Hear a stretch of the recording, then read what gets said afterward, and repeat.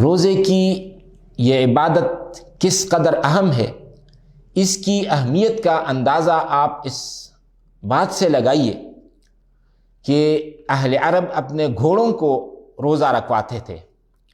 اور اس کے بعد پھر یہ روزہ انسانوں کی دنیا میں آیا۔ گھوڑوں کو یہ روزہ اہل عرب اس لیے رکھواتے تھے کہ وہ عام طور پر اپنے کام کاج کے لیے، کاروبار کے لیے، جنگی ضروریات کے لیے وہ دو قسم کے حیوانوں کو استعمال کرتے تھے۔ ایک تھا گھوڑا اور دوسرا تھا اونٹ۔ ان دونوں حیوانوں کے اندر ان کے کچھ فوائد بھی تھے، کچھ میرٹس تھے، اور ان دونوں کے کچھ ڈی میرٹس بھی تھے، کچھ کمیاں، کچھ خامیاں بھی ان کے اندر تھی۔ جہاں تک اونٹ کا تعلق ہے تو اونٹ کا فائدہ یہ تھا کہ یہ دور دراز کا سفر بغیر اس کے کہ اس کو پانی کی ضرورت پڑے یا کھانے کی ضرورت پڑے، دور دراز کا سفر یہ طے کر لیا کرتا تھا۔ اور اہل عرب چونکہ وہ تو ایک ریگستانی علاقہ تھا، لہذا اس ریگستانی علاقے میں جب کہ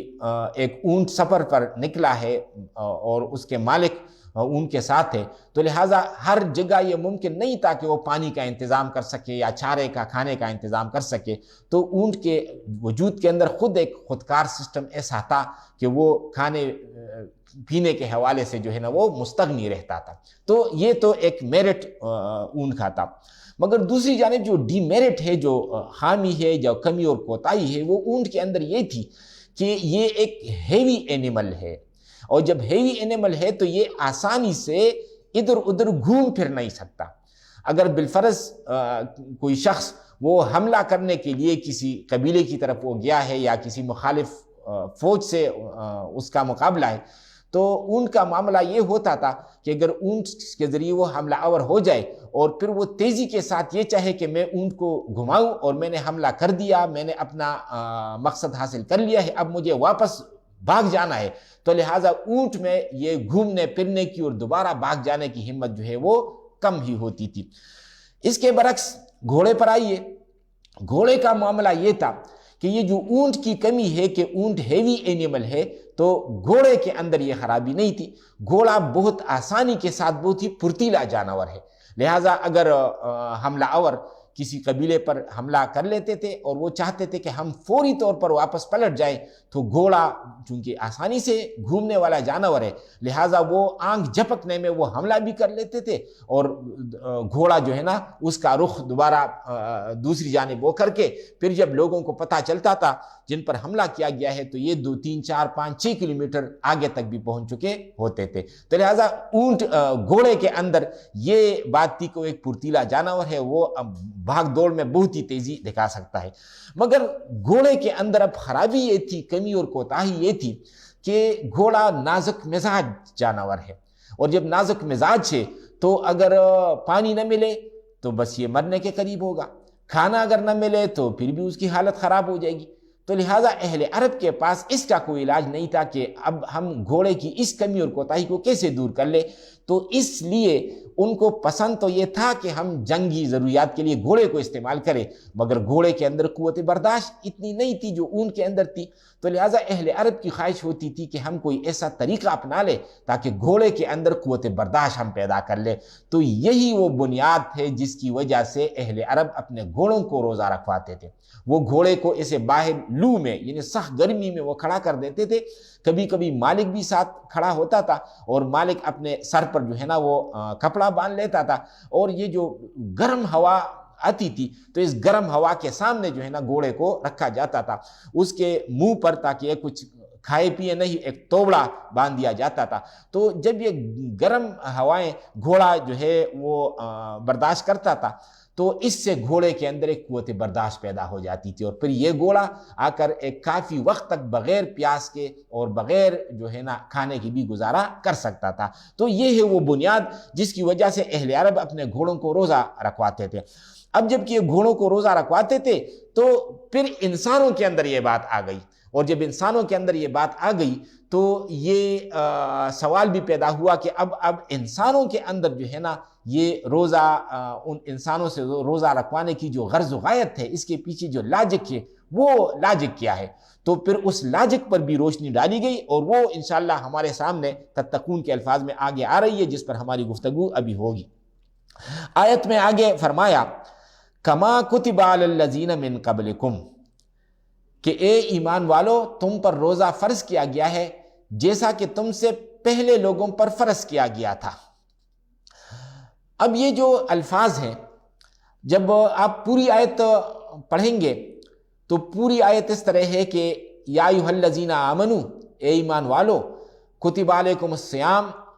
تم پر روزہ فرض کیا گیا ہے، کما کتب علی الذین من قبلکم، جیسا کہ تم سے پہلے لوگوں پر فرض کیا گیا تھا، لعلکم تتقون، شاید کہ تمہارے اندر تقوی پیدا ہو۔ اب اس پوری آیت میں سے یہ الفاظ کہ اے ایمان والو تم پر روزہ فرض کیا گیا ہے جس طرح کہ تم سے پہلے لوگوں پر فرض کیا گیا تھا تاکہ تمہارے اندر تقوی پیدا ہو، تو یہ درمیان جو الفاظ ہیں کما کتب علی الذین من قبلکم، جیسا کہ تم سے پہلے لوگوں پر فرض کیا گیا تھا، یہ الفاظ اگر درمیان میں ہم نہ بھی رکھیں تب بھی مفہوم پورا ہوتا ہے کہ اے ایمان والو تم پر روزہ فرض کیا گیا ہے اس لیے تاکہ تمہارے اندر تقوی پیدا ہو۔ مگر اب یہ جو الفاظ درمیان میں رکھے گئے ہیں کہ کما کتب علی الذین من قبلکم، جیسا کہ تم سے پہلے لوگوں پر یہ روزہ فرض کیا گیا تھا، یہ جو الفاظ قرآن مجید میں رکھے ہیں تو اس کے اندر بھی بہت بڑی وزڈم، بہت بڑی حکمت جو ہے وہ پوشیدہ ہے، اور وہ حکمت یہ ہے کہ قرآن مجید تدریجاً ذہن تیار کرتا ہے، یعنی ایسا نہیں کرتا کہ اعلیٰ فسڑن یا دفتن وہ ایک بہت بڑا حکم ہے اور اس بہت بڑا حکم انسانوں پر جو ہے نا اس کی ذمہ داری ڈالتا ہے، بلکہ پہلے چاہتا ہے اللہ تعالیٰ کہ انسانوں کا ذہن جو ہے وہ آہستہ آہستہ تیار ہو جائے۔ جیسے مثال کے طور پر بچہ ہوتا ہے، بچے کو ابتدا میں نماز کی ترغیب دی جاتی ہے، اور پھر آہستہ آہستہ آہستہ آہستہ آہستہ آہستہ اس مقام پر بھی پہنچ جاتا ہے کہ پھر اگر بچہ نماز نہ پڑھے تو اس کو سزا دی جاتی ہے۔ گویا پہلے نرمی ہے اور نرمی سے جو ہے نا آہستہ آہستہ سختی کی طرف جو ہے نا یہ سفر ہوتا ہے۔ اسی طرح ہم قرآن مجید میں دیکھتے ہیں جو منافقین کا حال ہے کہ منافقین سے ابتدا میں نرمی کی ہدایت کی گئی تھی کہ فَأَعْرِضْ عَنْهُمْ وَعِظْهُمْ، ان کو نصیحت کیجئے، ان کو واعظ کیجئے، وَقُلْ لَهُمْ فِي أَنفُسِهِمْ قَوْلًا بَلِيغًا۔ مگر پھر جب ایک عرصہ وہ گزر گیا تو پھر یہ کہ اب یہ منافقین جو ہے نا ان کے ساتھ سختی کا معاملہ کیا جائے، تو فرمایا یا ایھا النبی جاہد الکفار والمنافقین، اے نبی صلی اللہ علیہ وسلم آپ کفار اور منافقین سے جہاد کیجئے، وغلظ علیہم، اور ان پر سختی کیجئے، تو لہٰذا پھر سختی کی طرف معاملہ گیا ہے۔ اسی طرح شراب کا معاملہ ہم دیکھتے ہیں قرآن مجید میں کہ شراب جو ہے نا ایک برائی تھی جو اہل عرب کے اندر خوب راسخ ہو چکی تھی، مگر قرآن مجید نے نہیں کیا کہ پہلے ہی دن یہ فرمایا ہو کہ بس بالکل شراب آج سے بند، بلکہ یہ سلولی اینڈ گریجولی، آہستہ آہستہ سے، کہ پہلے شراب کے حوالے سے ایک آیت انہوں نے قرآن مجید میں آئی کہ اس کے اندر فائدے بھی ہے اور نقصانات بھی ہے، مگر یہ جو گناہ ہے اور فائدے اور نقصانات ہے وہ اس کے فوائد سے کچھ زیادہ ہی ہے۔ پھر اس کے بعد قرآن مجید میں آیا کہ اے ایمان والو لا تقربوا الصلاۃ وانتم سکارى، تم نماز کے قریب مت جاؤ جبکہ تم نشے کی حالت میں ہو۔ تو پھر یہ گویا کہ ذہن کے اندر ایک اور نفرت اور ایک بیگانگی پیدا کی ہے کہ یہ کوئی اچھی چیز نہیں ہے شراب، اس سے اللہ تعالیٰ کو یہ پسند نہیں ہے۔ اور پھر تیسری دفعہ جو حکم آیا تو وہ حکم تھا کہ یا ایھا الذین آمنوا انما الخمر والمیسر والانصاب والازلام رجس من عمل الشیطان فاجتنبوہ، اس سے اجتناب کرو، اس سے جو ہے نا وہ دور ہو جاؤ، تو لہٰذا بالآخر شراب کو پھر مطلقاً حرام کیا گیا۔ تو جس طرح قرآن مجید نے یہ جو میں نے مثالیں دی ہیں منافقین کی اور شراب کی، کہ قرآن مجید نے ابتداءً ذہنوں کو تیار کیا ہے، اس کے لیے ابتداءً نرم احکامات آئے ہیں اور آہستہ آہستہ پھر وہ سخت احکام کی طرف وہ بڑھا ہے۔ تو اسی طرح کا معاملہ قرآن مجید اپنے جو احکامات ہیں اس کے اندر یہ پیش نظر رکھتا ہے۔ چنانچہ اب اس ٹکڑے پر آئیے، کما کتب علی الذین من قبلکم، یہ روزہ تم پر جو فرض کیا گیا ہے یہ تم سے پہلے بھی لوگوں پر فرض کیا گیا تھا۔ میں ایک مثال سے اپنی بات کو سمجھاؤں۔ فرض کرے ایک سکول ہے اور وہاں پر کلاس 7 ہے، اس میں ہے سیکشن اے اور سیکشن بی۔ سیکشن بی میں صبح سویرے ٹیچر آیا اور اس نے اسٹوڈنٹس سے کہا کہ آپ میں سے ایسا کوئی ہے جو 10 گز چھلانگ لگا سکے؟ تو اس چھلانگ کے لیے کوئی بھی طالب علم تیار نہیں ہو سکا، اور وہ سمجھ رہے تھے کہ تو بہت مشکل کام ہے، ناممکن ہے۔ ٹیچر نے کچھ توقف کیا، انتظار کیا، اور کوئی 20-25 منٹ بعد انہوں نے دوبارہ اس سوال کو لیا اور بچوں سے پوچھا کہ آپ میں سے ایسا کوئی ہے جو 10 یا 12 گز چھلانگ لگا سکے؟ اس لیے کہ صبح کلاس 7th A میں ایک اسٹوڈنٹ ایسا تھا جو 12 گز چھلانگ لگا چکا ہے۔ اب جب ٹیچر نے یہ بات کی کہ 7th A میں ایک اسٹوڈنٹ یہ چھلانگ لگا چکا ہے، تو اب کلاس B والے اسٹوڈنٹس کے اندر جو ہے نا ایک ترغیب پیدا ہو گئی، ایک غیرت پیدا ہو گئی، اور انہوں نے یہ جانا کہ وہ بھی تو ہماری طرح ہمارے کلاس فیلو ہیں، وہ بھی کلاس 7th میں ہے، وہ بھی ہمارے طرح گوشت پوش کے بنے ہوئے ہیں، وہاں پر اگر ایک اسٹوڈنٹ نے چھلانگ لگائی تو آخر ہمارے لیے اس میں کیا مشکل ہے؟ تو لہٰذا اب بہت سے اسٹوڈنٹ جو ہے نا وہ چھلانگ لگانے کے لیے وہ قائل ہو گئے اور اس پر آمادہ ہو گئے۔ تو لہٰذا قرآن مجید یہاں پر یہ بتانا چاہتا ہے کہ روزے کا حکم جو ہے وہ صح حکم ہے، یعنی انسان کے سامنے جب آپ یہ مطالبہ رکھتے ہیں کہ آپ نے صبح سے لے کر شام تک آپ نے نہ کچھ کھانا ہے، نہ کچھ پینا ہے، نہ جنسی ضرورت کو پورا کرنا ہے، تو ظاہر بات ہے کہ کوئی آسان کام نہیں، انسان اس کو آسانی سے اس کے لیے اس کے سامنے کھڑا نہیں ہو سکتا، لہٰذا انسان کہیں نہ کہیں بھاگنے کی کوشش کرے گا۔ لیکن جب انسانوں سے یہ کہا گیا کہ یہ جو حکم آپ کے لیے ہے یا آپ پر جو یہ ذمہ داری ڈالی جا رہی ہے، تو یہ نہ سمجھو کہ صرف آپ کے لیے، آپ سے پہلے کے جو آپ کے آباء و اجداد تھے وہ بھی آپ ہی کی طرح لوگ ہیں، وہ بھی گوشت پوش کے بنے ہوئے تھے، کوئی لوہے کے بنے ہوئے لوگ وہ نہیں تھے، لہٰذا ان کے لیے بھی عبادت تھی، اور یہ مشقت اور یہ محنت انہوں نے بھی برداشت کی۔ تو جب قرآن مجید نے یہ پس منظر سامنے رکھ لیا تو اب انسانوں کے اندر جو ہے نا ایک آمادگی پیدا ہوگی، طبیعت کے اندر جو ہے نا وہ اب ایک کیفیت ایسی آ گئی کہ ہاں جب یہ ہمارے آباء و اجداد بھی کرتے تھے اور ان سے پہلے انسانوں نے بھی وہ بھی اس عبادت سے گزرے ہیں، تو پھر ہمیں اس میں کوئی مشکل نہیں ہونی چاہیے۔ تو لہٰذا یہ ٹکڑا جو رکھا ہے تو یہ بھی اس لیے تاکہ یہ لاجک اچھی طرح جو ہے نا یہ منطق اس کی واضح ہو جائے اور ذہن اس کے لیے آمادہ ہو جائے۔ آگے فرمایا لعلکم تتقون، شاید کہ تمہارے اندر تقوی آ جائے، تم متقی بن جاؤ، تقوی کی دولت تمہیں حاصل ہو جائے۔ یہ ہے در حقیقت وہ اصل فلسفہ، وہ اصل غرض و غایت جس کے لیے اس عبادت کو فرض کیا گیا ہے، یعنی روزے کو جو فرض کیا گیا ہے تو اس کا جو آخری مقصد ہے اور جو مطلوب اور مقصود ہے اس کو سامنے لایا گیا کہ وہ لعلکم تتقون، تاکہ تمہارے اندر تقوی پیدا ہو۔ دیکھیے دین کا معاملہ جیسا کہ میں نے اس سے پہلے بھی کہا وہ یہ ہے کہ وہ انسان پر اصل حقیقت کو کھولتا ہے۔ یہ جہاں پر قرآن مجید میں روزے کی آیت آئی ہے اس آیت سے پہلے اور بعد میں حرمت جان و مال کا ذکر ہے، یعنی یہ بتایا گیا کہ انسانی جان کس قدر محترم ہے، اور یہ بتایا گیا ہے کہ انسان کا مال جو ہے نا وہ کس قدر محترم ہے۔ نہ تو کسی شخص کے لیے یہ زیبا ہے اور روا ہے کہ وہ انسانی جان پر دسترازی کر لے، اور نہ اس کے لیے یہ بات جائز ہے کہ وہ انسانی مال کو ہڑپ کر جائے۔ تو جب ان چیزوں کا ذکر ہو گیا تو درمیان میں پھر روزے کی بات آ گئی، اور جب روزے کی بات آ گئی تو اس کا مطلب یہ ہے کہ انسان جب کسی پر دسترازی کرتا ہے، کسی کو قتل کرتا ہے، تو یہ اس لیے کرتا ہے کہ اس کے اندر بے صبراپن ہے، یہ اس لیے کرتا ہے کہ وہ جذباتی ہے، ایموشنل ہے، جذبات سے مغلوب ہو کر وہ ایک دوسرے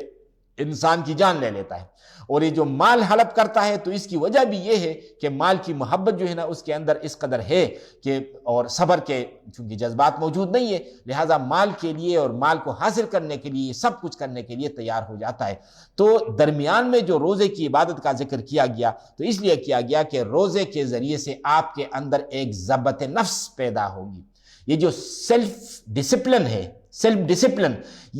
ڈسپلن یا ضبط نفس، یہ جب انسان کے اندر پیدا ہوگا تو اس کا مطلب ہے کہ وہ پھر نہ تو یہ کرے گا، جذبات سے وہ اتنا مغلوب بھی نہیں ہوگا کہ کسی کی جان لے لے، اور پھر جذبات سے اتنا بھی مغلوب نہیں ہوگا کہ کسی کی مال جو ہے نا وہ ہڑپ کر جائے۔ تو وہ اصل فلسفہ ہمارے سامنے یہ آ گیا لعلکم تتقون کا، کہ روزے کے ذریعے سے انسان کے اندر ایک کیفیت پیدا ہو جاتی ہے، اور اس کیفیت کا نام تقوی ہے، اور تقوی کو ہم آسان لفظوں میں کہیں گے یہ ہے خوف خدا کی کیفیت، خوف خدا کی۔ تقوی کے اصل معنی ہے بچنا، بچنا۔ اور جب بچنا ہے تو یہ حقیقت میں ایک ایسی کیفیت کا نام ہے جس کی کوئی شکل و صورت ہم معین نہیں کر سکتے، بلکہ یہ وہ کیفیت ہے جو انسان کے دل کے اندر ہوتی ہے۔ چنانچہ رسول اللہ صلی اللہ علیہ وسلم نے اپنے دل کی طرف اشارہ کر کے یہ فرمایا کہ التقویٰ ہا ہنا، التقویٰ ہا ہنا، التقویٰ ہا ہنا، تقویٰ جو ہے وہ یہاں ہے، تقویٰ یہاں ہے، تقویٰ یہاں ہے۔ یعنی یہ تو ایک ایسی کیفیت کا نام ہے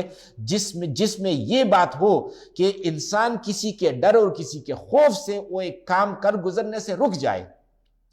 میں اگر کسی گناہ کی طرف بڑھتا ہوں مگر اچانک اپنے آپ کو روک لیتا ہوں کہ بھئی مجھے تو اللہ کا خوف ہے، اللہ کا ڈر ہے، کوئی دوسرا غلط کام میں کرنے جا رہا ہوں مگر میں اس وجہ سے رک جاؤں کہ نہیں، اللہ تعالیٰ تو مجھے وہ دیکھ رہا ہے۔ لہٰذا یہ جو کیفیت ہے اور ڈر والی کیفیت ہے کہ میں ڈر رہا ہوں کہ کہیں اللہ تعالیٰ مجھ سے ناراض نہ ہو جائے، تو ان ناراضگی سے کا جو یہ خوف ہے، اس سے بچنے کی جو کیفیت ہے، اسی کا نام در حقیقت ہے تقویٰ۔ اور یہ تقویٰ چونکہ جیسا کہ میں نے کہا کہ ایک کیفیت کا نام ہے، لہٰذا ایک تو ہے ایک کام کی ظاہری شکل اور ایک ہے اندر کی ایک باطنی کیفیت۔ تو یہ باطنی کیفیت جو ہے وہ انسان کی اگر وہ زندہ اور بیدار ہو، تر و تازہ ہو، تو انسان کا جو ظاہری کام ہے اس ظاہری کام کے اندر بھی تر و تازی آ جائے گی۔ اس کو میں چند مثالوں سے آپ کے سامنے وہ رکھتا ہوں۔ دیکھیں، ایک نماز ہے، نماز کا ایک ہے ظاہر اور ایک ہے باطن۔ ظاہر یہ ہے کہ ہم کچھ ارکان ادا کرتے ہیں، کبھی ہم قیام میں ہوتے ہیں، کبھی رکوع میں ہم ہوتے ہیں، کبھی پھر سجدے میں چلے جاتے ہیں، کبھی ہم قعدہ میں بیٹھتے ہیں، یہ ہے نماز کا ظاہر۔ اور دوسرا ہے نماز کا باطن۔ وہ باطن یہ ہے کہ ہمارا تعلق اللہ تعالیٰ کے ساتھ کتنا ہے، ہم کے اندر یہ جو حضوری کی کیفیت ہے کہ ہر وقت، ہر آن، ہر لمحہ اللہ تعالیٰ ہمیں دیکھ رہا ہے، یہ کیفیت نماز کے اندر جو ہے نا وہ کتنی ہے۔ اب ایک شخص ہے، اس نے بظاہر تو ارکان ادا کر لیے مگر اندر کی کیفیت جو ہے نا وہ تو کسی دنیاوی کام کے بارے میں، کاروبار کے بارے میں سوچ رہا تھا۔ تو مطلب ہے کہ انہوں نے ظاہری نماز تو ادا کی مگر وہ جو باطنی نماز ہے، وہ جو روحانی نماز ہے اور جو اللہ تعالیٰ کے ساتھ جو تعلق انسان کا جڑتا ہے اور بنتا ہے، اس تعلق سے یہ انسان جو ہے نا وہ محروم رہا۔ اسی کو کہا ہے اقبال نے کہ شوق اگر تیرا نہ ہو میرے نماز کا امام، شوق اگر تیرا نہ ہو میرے نماز کا امام، میرا قیام بھی حجاب، میرا سجود بھی حجاب۔ کہ یا اللہ اگر میری نماز کا اصل امام وہ آپ کا شوق نہ ہو، آپ کا ذوق نہ ہو، آپ کے ساتھ جو ہے نا وہ حضوری کی کیفیت اگر وہ نہ ہو، تو میرا قیام بھی حجاب، تو میں قیام میں بظاہر تو آپ کے سامنے کھڑا ہوں مگر میرے اور آپ کے درمیان جو ہے نا ایک دیوار حائل ہے، ایک پردہ ہے، اور میرا سجود بھی حجاب، اور بظاہر تو میں زمین پر جو ہے نا اپنی پیشانی رکھ کر سجدہ کر رہا ہوں مگر میرے اور آپ کے درمیان جو ہے نا ایک پردہ ہے، میری آواز آپ تک نہیں پہنچ رہی کیونکہ میری وہ باطنی کیفیت نہیں ہے، وہ جو روحانی کیفیت ہونی چاہیے وہ روحانی کیفیت میری موجود نہیں ہے۔ اسی طرح آپ دیکھیں یہ جو ہم کلمہ پڑھتے ہیں لا الہ الا اللہ محمد الرسول اللہ، دو انسان ہیں، دونوں نے کلمہ ایک ہی دن پڑھا، مسلمان ہو گئے۔ ایک جو ہے وہ تو پنج وقتہ نمازی بھی بن گیا، قرآن مجید کے ساتھ اس کی ایک اٹیچمنٹ بھی ہو گئی، تہجد اور اشراق تک کا پابند ہو گیا، اور دوسرا جو ہے جس نے وہی کلمہ پڑھا ہے اور اسی دن پڑھا ہے وہ جمعہ کی نماز پڑھنے بھی نہیں آتا، باقی نمازوں کا تو رہنے دیجیے۔ اب یہ فرق جو دونوں کے اندر آ گیا ہے، اس فرق کی وجہ کیا ہے؟ یعنی ایک ہی کلمہ پڑھا، ایک ہی الفاظ ہے، ایک ہی دن، ایک ہی لمحے میں انہوں الفاظ ایک پڑھے، ایک کلمے کے الفاظ نے ایک شخص کو تو نماز پنجگانہ کا اور تہجد اور اشراق کا پابند بنا دیا، مگر جو دوسرا ہے وہ دوسرا جو ہے نا جمعے کی نماز میں بھی نہیں آتا۔ تو وجہ بھی اس کی یہ ہے کہ ایک شخص نے جو کلمہ پڑھا تو اس کے کلمے کے الفاظ کے پیچھے اللہ تعالیٰ کے خوف کی کیفیت تھی، یہ ذمہ داری کا احساس تھا کہ یہ جو میں نے الفاظ پڑھے ہیں اب میں نے اللہ تعالیٰ کی عدالت میں اور اللہ تعالیٰ کے سامنے اپنے آپ کو کھڑا کر دیا ہے، لہٰذا اب میں کوئی کام اللہ تعالیٰ کی مرضی کے خلاف یا اللہ تعالیٰ کی مرضی کے بغیر نہیں کر سکتا۔ اب اگر اس کا حکم نماز کا ہے تو میں نماز کے لیے دوڑوں، اس کا حکم اگر قرآن سیکھنے کا ہے تو میں قرآن سیکھنے کے لیے دوڑوں، اس کے لیے اگر کچھ معاملات کرنے کا حکم ہے تو معاملات کو میں اسی رخ پر اور اسی ڈگر پر آگے چلاؤں، لہٰذا ہر معاملے میں اس کے اندر خوف کی کیفیت پیدا ہو گئی۔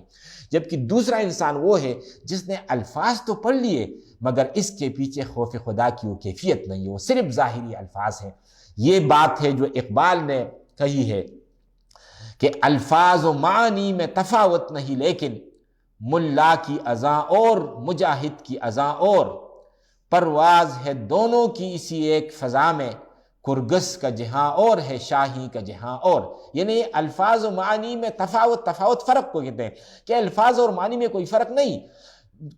الفاظ و معنی میں تفاوت نہیں، لیکن ملا کی اذاں اور مجاہد کی اذاں اور، وہی ایک اذان ہے۔ ایک شخص جب اس اذان کے الفاظ وہ کہتا ہے تو اس پر کچھ اثر نہیں ہوتا، دوسرا شخص کہتا ہے تو اس کے اندر ایک آگ بھر جاتی ہے، اور کہتے ہیں کہ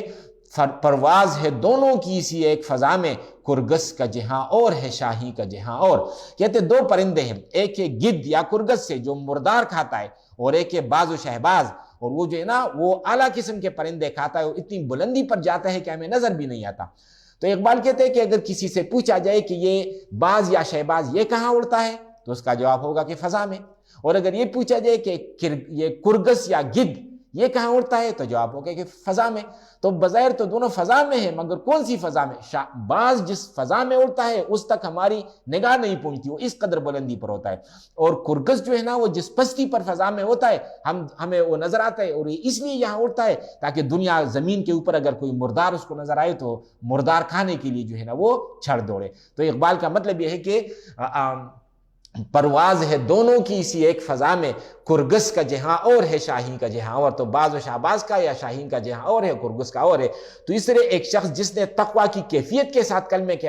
الفاظ پڑھ لیے، اس کی زندگی کا نقشہ کوئی اور ہوگا، اور جس نے کلمے کے الفاظ صرف رسمی طور پر ادا کر لیے، اس کے پیچھے خوف خدا کی کوئی کیفیت نہیں ہے، اس کی زندگی کا نقشہ جو ہے نا وہ کوئی اور ہوگا۔ بس یہ تقویٰ خوف خدا کی ایک باطنی کیفیت کا نام ہے، اور یہ تقویٰ کی کیفیت انسان کے اندر بہت بڑا انقلاب، یعنی ایک ایسا انقلاب جس سے انسان کی پوری شخصیت بدل جاتی ہے، آل ٹوگیدر ایک چینج جو اس کے اندر واقع ہو جاتی ہے، تو وہ ہے در حقیقت یہ باطنی کیفیت یا تقویٰ۔ اس تقویٰ کا فائدہ یہ ہوتا ہے کہ انسان پر ہر ایک چیز کی حقیقت واضح ہوتی ہے، یعنی جب تک انسان کے دل پر گرد و غبار ہوتا ہے تو لہٰذا اس کو کوئی چیز بھی صحیح صورت میں نظر نہیں آتی۔ چنانچہ رسول کریم صلی اللہ علیہ وسلم جو دعا مانگا کرتے تھے، وہ دعا یہ تھی کہ یا اللہ ارنی حقائق الاشیاء کما ہی، یا اللہ یہ جو چیزیں ہمیں نظر آ رہی ہیں ان چیزوں کی حقیقت ہم پر واضح فرما، یعنی ایسا نہ ہو کہ دنیا کی حقیقت تو ذرے کی سی ہو اور ہماری نگاہوں میں وہ پہاڑ نظر آئے، اور آخرت کی اصل جو حقیقت ہے وہ ایک پہاڑ ہو مگر پہاڑ کی بجائے وہ ہمیں ذرہ نظر آئے۔ لہٰذا دنیا کے اندر ہم دیکھتے ہیں کہ ایک شخص اگر وہ نہ خدا کا کوئی پروادار ہے، نہ رسول کا اور نہ دین کا، اور بس ہر وقت وہ دنیا کے اندر وہ بھاگ دوڑ ہے، تو اس کا مطلب کیا ہے؟ اس کا مطلب یہ ہے کہ وہ شخص ہے جس کی کایا پلٹ ایسی ہو گئی ہے کہ اس کی نگاہ میں دنیا کی اہمیت بہت بڑھ گئی ہے، یعنی اس کی نگاہ میں اللہ کے بجائے دنیا، رسول صلی اللہ علیہ وسلم کے بجائے دنیا، اور آخرت کے بجائے دنیا ہی کی اہمیت گھر کر گئی ہے۔ تو یہ ایک بہت بڑی بیماری ہے، بہت بڑا حادثہ ہے جو انسان کے ساتھ جو ہے وہ رونما ہوتا ہے۔ چنانچہ قرآن مجید میں سورہ انفال میں فرمایا یا ایھا الذین آمنوا، اے ایمان والو، ان تتقوا اللہ، اگر تم تقوی اختیار کرو، تقوی کی دولت حاصل کر لو، یجعل لکم فرقانا، تو اللہ تعالیٰ تمہارے لیے ایک فرقان بنا دے گا۔ فرقان یعنی فرق کرنے والا۔ فرق کرنے والا مطلب یہ ہے کہ پھر آپ کو نظر آئے گا، آپ جو بھی معاملہ کرنے جائیں گے آپ کو معلوم ہو جائے گا کہ اس معاملے میں میرے لیے خیر کتنا ہے اور شر کتنا ہے، لہذا خیر اور شر کی حقیقت جو ہے نا وہ بھی آپ پر واضح ہو جائے گی۔ آپ ایک کام سے وہ رکیں گے، اور بعض لوگ دنیا دار لوگ آپ سے کہیں گے کہ بھئی آپ کو اس کام سے نہیں رکنا چاہیے، اس میں تو بہت بڑا فائدہ ہے آپ کے لیے، لیکن 2 سال 3 سال 4 سال بعد واضح ہو جائے گا کہ نہیں یہ کام جو ہے نا وہ بہت بڑے خطرے والا کام تھا، آپ جو رکے تھے تو اس لیے رکے تھے کہ تقویٰ کی اس کیفیت نے آپ پر اس کی اصل حقیقت واضح کر دی تھی۔ تو لہٰذا تقویٰ کے اندر یہ کمال ہے کہ انسان پر اصل حقائق جو ہے نا وہ واضح ہو جاتے ہیں۔ چنانچہ عارف رومی فارسی میں کہتے ہیں لیک ہر کس مور بیند ماری خیش، تو ز صاحب دل کن، لیک ہر کس مور بیند ماری خیش، لیکن ہر ایک انسان جو ہوتا ہے، مور چیونٹو کو کہتے ہیں. کہتے ہیں ہر ایک شخص فرض کرے کہ اگر اس کے پاؤں پہ کوئی چیونٹی رینگ رہی ہے، لیک ہرکس مور بینت مار خیش، یا آپ ایسا سمجھے کہ ایک شخص ہے اور اس پر سانپ نے حملہ کر دیا ہے، مگر وہ شخص سمجھتا ہے کہ نہیں یہ تو کوئی چیونٹی ہے، لہٰذا وہ اس سانپ سے بھاگنے کی کوشش نہیں کرے گا کیونکہ وہ تو اس کو چیونٹی سمجھتا ہے. اگر کوئی اس کو سمجھا دے کہ بھئی یہ آپ پر جو جانور حملہ آور ہوا ہے یہ چیونٹی نہیں یہ سانپ ہے، پھر یہ جو ہے نا اب اس پر حقیقت کھل گئی، لہٰذا اب اس سے دور بھاگنے کی کوشش وہ کرے گا. تو مولانا رومی یہ کہتے ہیں لیک ہر کس مور بیند ماری خیش، ہر ایک انسان پر گناہوں کا جو سانپ مسلط ہو گیا ہے، مور بیند، وہ اس کو چیونٹی کی طرح دیکھتا ہے کہ بھئی یہ تو کوئی کام نہیں، یہ تو کوئی گندی چیز نہیں، لہٰذا گناہ کی جو اصل حقیقت ہے، وہ گناہ کی اصل حقیقت گناہ کو گناہ سمجھتا ہی نہیں. تو لیک ہر کس مور بیند ماری خیش توز صاحب دل، کہ یہ جو صاحب دل لوگ ہوتے ہیں یعنی دل والے لوگ، یعنی جن کے اندر جن کو تقویٰ کی دولت حاصل ہو، تو کہتے کہ ان لوگوں سے استفسار خیش، تم ان سے ذرا پوچھو، وہ جب آپ کو دیکھیں گے تو وہ آپ کو بتائیں گے کہ آپ کی شخصیت کے اوپر جو ہے نا کس قسم کا اژدہا جو ہے نا وہ پڑا ہوا ہے، آپ اس کو چیونٹی سمجھ رہے ہیں. اور پھر آگے ایک دعا مولانا رومی مانگتے ہیں کہ یا اللہ ہمارے ساتھ یہ حادثہ یہ کہیں نہ ہو جائے کہ ہمیں چیزیں جو ہے نا کہ ایک بری چیزیں وہ ہمیں اچھی نظر آئے اور ایک اچھی چیزیں وہ ہمیں بری نظر آئے. تو وہ دعا کے الفاظ ان کے یہ ہیں کہ اے خدائے رازدان خوش سخن، عیب کار بد زما پنہا مکن، کہتے اے خدائے رازدار کہ آپ کو تو تمام چیزوں کا پتہ ہے، ہر ایک کام وہ اس کے اندر شر کس قدر ہے اور خیر کس قدر ہے، یا اللہ آپ سے زیادہ کسی اور پر واضح نہیں ہے. تو عیب کار بد، کہتے بد کار میں غلط کام کے اندر جو عیب ہے، زما پنہا مکن، یا اللہ اس کو مجھ سے چھپا کر نہ رکھیے، اسی وقت مجھ پر آپ ظاہر کیجئے تاکہ میں اس کار بد کی طرف جو ہے نا وہ پیش قدمی نہ کر سکوں، وہ کام میں اختیار نہ کر لوں. اور عیب کار نیک رامن ما بما تا نگردیم از روش سرد و ہوا، اور کہتے جو نیک کام ہے یا اللہ وہ نیک کام جو ہے نا میری نظر میں اس کو چھوٹا کام نہ دیکھا، تاکہ میرا جو رویہ ہے اور میری جو حرکت ہے اس کام کے لیے اس کے اندر کوئی سردی نہ آ جائے اور میں پوری تندہی کے ساتھ اور پورے جوش و خروش کے ساتھ اس نیکی کے کام کی طرف جو ہے نا وہ میں بڑھ جاؤں. تو یہ ہے کہ جو خوف خدا کی جو کیفیت ہے تقویٰ کی شکل میں، تو یہ اس کا ایک فائدہ ہے. پھر یہ بھی ہوتا ہے تقویٰ کے ذریعے کہ جب خدا کا خوف اور یہ رنگ انسان کے دل پر وہ چڑھتا ہے تو ظاہر ہے کہ جہاں خدا کا خوف ہو وہاں حسد کیسے رہ سکتا ہے، جہاں خدا کا خوف ہو وہاں بغض کے لیے تو ہی کوئی جگہ نہیں، جہاں خدا کا خوف آ جائے وہاں کینے کے لیے تو کوئی سوال ہی پیدا نہیں ہوتا، اور جہاں خدا کا خوف ہو جائے وہاں تکبر نہیں ہوگا. جہاں خدا کا خوف آ جائے تو گویا کہ یہ ساری چیزیں اور یہ ساری خرابیاں اور یہ ساری گندگیاں جو ہے نا اور خباثتیں یہ انسان کی شخصیت کے اندر سے یا انسان کے دل سے نکل جاتی ہیں. خوف خدا آ گیا لہذا دل سے حسد ختم، کینہ ختم، بغض ختم، تکبر ختم، دنیا پرستی ختم. اور جب یہ چیزیں انسان کے اندر سے ختم ہو جائیں تو اب گویا کہ اب وہ حقیقت سامنے آ جائے گی کہ انسان کو پھر اصل حقائق سامنے آ جائیں گے. چنانچہ مولانا رومی نے ہی کہا کہ پیش حشمت داشتی شیشہ کبود زاں سبب عالم کبودت می نمود، کہتے ہیں کہ آپ کو باہر کی دنیا میں جب آپ نظر ڈالتے ہیں تو آپ کو سب کچھ کالا اور سیاہ نظر آ رہا ہے اور آپ حیران ہیں کہ سب کچھ ماحول میرا کالا اور سیاہ کیوں ہے. تو کہتے ہیں کہ اس کی وجہ یہ ہے کہ آپ نے اپنی آنکھوں پر کالے اور سیاہ چشمے ڈال رکھے ہیں، پہن رکھے ہیں. آپ یہ کالے شیشے اتاریے تو پھر جو ماحول ہے وہ آپ کو کالا نظر نہیں آئے گا بلکہ اسی طرح جو ہے نا وہ سفید ماحول ہوگا. مطلب اس کا یہ کہ انسان کے اندر اگر کینہ ہے تو باہر بھی اس کو کینہ ہی نظر آئے گا. اس انسان کے اندر اگر حسد ہے تو جو اس کے سامنے جو انسان کھڑا ہے وہ انسان بھی اس کو حاسد نظر آ جائے گا. اور انسان کے اندر اگر تکبر اس کے دل کے اندر ہے لہذا باہر کی دنیا میں بھی اس کو جو ہے نا تکبر کا دورہ نظر آئے گا. لہذا جو خرابی انسان کے اندر ہے اسی خرابی کی عینک ہے چونکہ اس نے لگائی ہے، لہذا باہر بھی اس کو ساری خرابی نظر آ رہی ہے. تو لہذا تقویٰ کی کیفیت نے آ کر ان تمام خرابیوں کو دور کر دیا. جب دور کر دیا گویا کہ سیاہ چشمے ہٹا لیے اور اب یہ صحیح ٹھیک ٹھاک چشمے آ گئے، لہذا انسان نے اب جب ماحول کو دیکھا تو ماحول ان کو بالکل ٹھیک ٹھاک اور صحیح اور نارمل ماحول جو ہے وہ نظر آیا. تو پیش حشمت داشتی شیشہ کبود